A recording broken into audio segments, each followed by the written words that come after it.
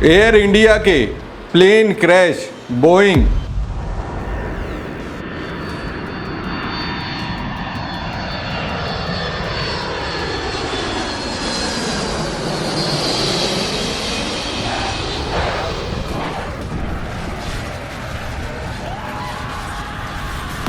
Dream liner पर चौंकाने वाला खुलासा।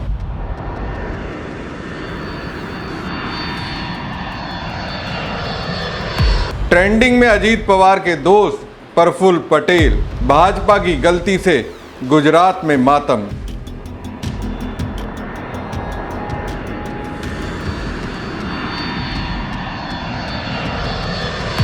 नमस्कार दोस्तों, अहमदाबाद में एयर इंडिया का Boeing 787 Dreamliner plane crash हुआ है। विमान में 242 पैसेंजर सवार थे। न्यूज़ एजेंसी एपी ने जानकारी दी है कि सभी यात्रियों की मौत हो गई है। इसमें 53 ब्रिटिश, 7 पुर्तगाली और 1 कनाडाई नागरिक था। ज़्यादातर शव इतनी बुरी तरह से झुलस चुके हैं कि उनकी पहचान करने में बेहद ही दिक्कत आ रही है। उनकी पहचान डीएनए टेस्ट के बाद ही संभव होगी। दोस्तों, 787 ड्रीम लाइनर प्लेन क्रैश के बाद प्रफुल्ल पटेल की चर्चा होने लगी। ड्रीम लाइनर से प्रफुल्ल पटेल का कनेक्शन जोड़ा जा रहा है। दोस्तों, ये जानकर हैरानी होगी कि बोइंग 787 ड्रीम लाइनर को अमेरिका की बोइंग कंपनी बनाती है, जो दुनिया की सबसे बड़ी एविएशन कंपनियों में से एक है। साल 2003 में बोइंग ने इस विमान को 7E7 प्रोजेक्ट के नाम से शुरू किया। इसका मकसद था एक ऐसा विमान बनाना जो लंबी दूरी की उड़ानों के लिए फ्यूल एफिशिएंट, कंफर्टेबल और टेक्नोलॉजी एडवांस हो। बोइंग 787 की पहली टेस्ट फ्लाइट 15 दिसंबर 2009 को हुई। इसके बाद 26 अक्टूबर 2011 को जापान की ऑल निप्पन एयरवेज को पहला ड्रीम लाइनर डिलीवर किया गया। बोइंग ने अपने नए विमान का नाम रखने के लिए कुछ अलग करने का सोचा। उन्होंने 2003 में ग्लोबल ऑनलाइन वोटिंग कैंपेन शुरू किया, जिसमें दुनिया भर के लोगों से नाम सुझाने को कहा। इस कैंपेन में 5 लाख से ज़्यादा लोगों ने ऑनलाइन वोटिंग की। लोगों ने कई नाम सुझाए, जैसे ग्लोबल क्रूज, स्ट्रेडो क्लाइमर और ड्रीम लाइनर। इन सभी नामों में जब नाम चुनने की बात आई तो ड्रीम लाइनर की जीत हुई। वोटिंग में ड्रीम लाइनर सबसे पॉपुलर रहा। लेकिन दोस्तों, कुछ समय बाद बोइंग 787 में ढेर सारी कमियां सामने आने लगी। ड्रीम लाइनर में पहली बड़ी समस्या जनवरी 2013 में सामने आई। 2 विमानों में लिथियम आयन बैटरियों में आग लग गई। एक विमान पार्किंग में था, जबकि दूसरे की इमरजेंसी लैंडिंग करनी पड़ी। इसके बाद अमेरिकी फेडरल एविएशन एडमिनिस्ट्रेशन ने ड्रीम लाइनर विमानों की उड़ानों पर 3 महीने के लिए रोक लगा दी। इस दौरान बोइंग ने बैटरी सिस्टम और इंसुलेशन में सुधार किया। 2020 से 2022 के बीच ड्रीम लाइनर के कई विमानों में मैन्युफैक्चरिंग डिफेक्ट की खबरें आई। कई विमानों में बॉडी के जोड़े ठीक से नहीं मिल पाए थे, जिससे गैप की समस्या आ गई थी। बोइंग ने माना कि ड्रीम लाइनर की मैन्युफैक्चरिंग में कई खामियां थी, जिसके कारण FAA ने इन विमानों की डिलीवरी रोक दी। 2024 में विसल ब्लोवर सैम सले ने दावा किया कि ड्रीम लाइनर के कई हिस्से ठीक से नहीं जुड़े हुए हैं। इसके कारण विमान की उड़ान के दौरान टूटने का खतरा बढ़ सकता है। सैम के अनुसार नए तरीके से विमान के हिस्सों को जोड़ने से यह समस्या उत्पन्न हुई। बोइंग के कई कर्मचारियों ने दावा किया कि कंपनी सुरक्षा की बजाय स्पीड और ईंधन बचत पर ज़्यादा ध्यान देती है। 2024 में प्रमुख विसल ब्लोवर जॉन बार्नेट ने ड्रीम लाइनर की सुरक्षा पर सवाल उठाए थे। उनकी रहस्यमयी परिस्थितियों में मौत हो गई। बोइंग 787 में कई इलेक्ट्रिकल सिस्टम और इंजन से जुड़ी खामियां सामने आई। इसके जनरल इलेक्ट्रिक जेन एक्स 1000 इंजनों में बार बार तकनीकी खराबियां आईं, जिससे कई उड़ानें रद्द हो गईं। दोस्तों, कुछ दिन पहले बोइंग ने विमान से जुड़ी दुर्घटनाओं के लिए अमेरिकी न्याय विभाग के साथ $1.1 अरब का समझौता किया था।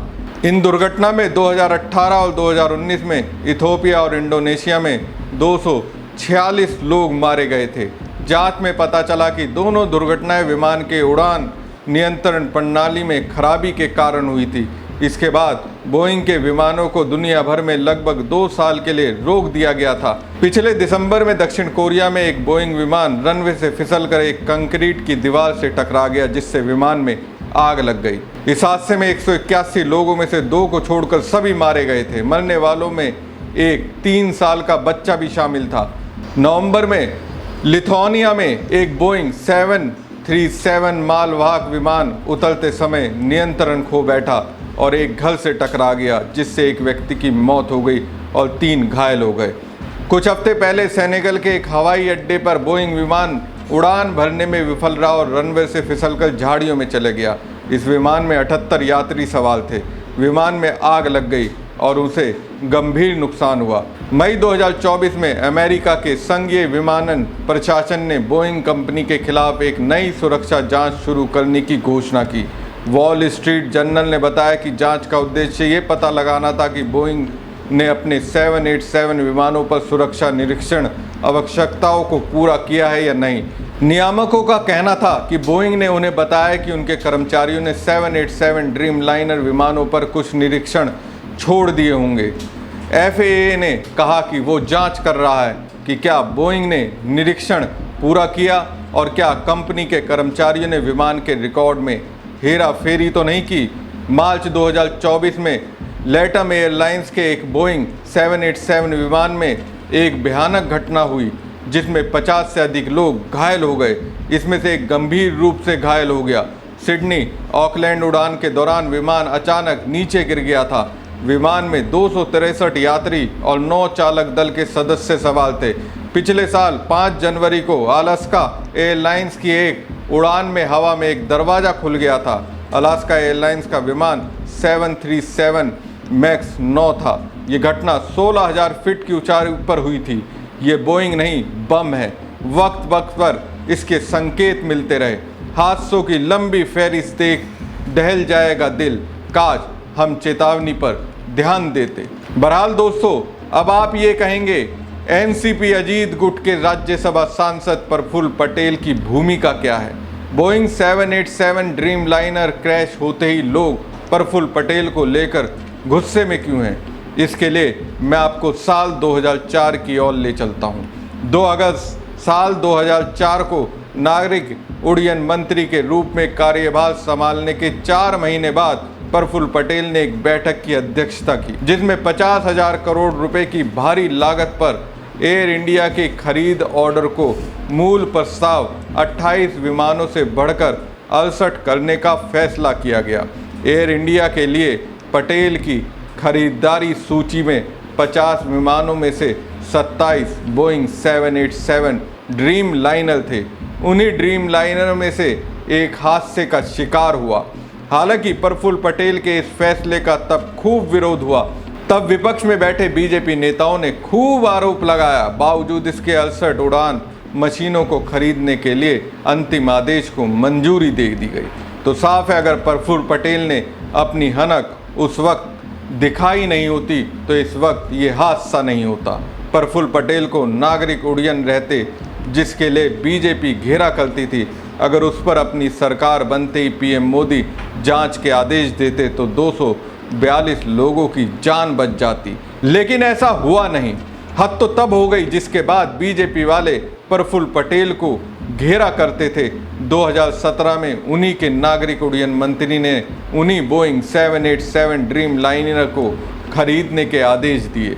लेकिन एक बात, विपक्ष जो कहता है बीजेपी एक ऐसी वॉशिंग मशीन है जिसमें जाकर हर कोई पाक साफ हो जाता है।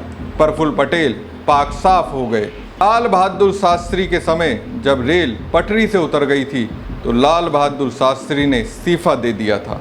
उसी नैतिकता के आधार पर मैं प्रधानमंत्री मोदी, गृह मंत्री अमित शाह और नागरिक उड्डयन मंत्री नायडू से इस्तीफा देने की मांग करता हूं, ताकि स्वतंत्र और निष्पक्ष जांच हो सके। मोदी और उनके साथी अब तक जो कुछ भी कर रहे हैं वो सिर्फ दिखावा है। जिसे रोकना होगा। बहरहाल देश को जवाब चाहिए, 242 लोगों की जान के लिए कौन जिम्मेदार, उसकी सच्चाई हर कोई जानना चाहता है। हमारी खबर में कमेंट करके जरूर बताएं और साथ ही पेज को ज़्यादा से ज़्यादा लाइक और शेयर कीजिएगा। धन्यवाद। एयर इंडिया के प्लेन क्रैश, बोइंग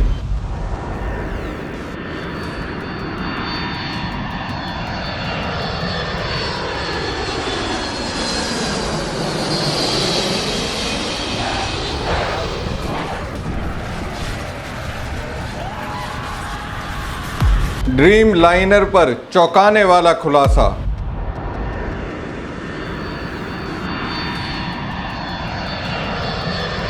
ट्रेंडिंग में अजीत पवार के दोस्त प्रफुल्ल पटेल, भाजपा की गलती से गुजरात में मातम।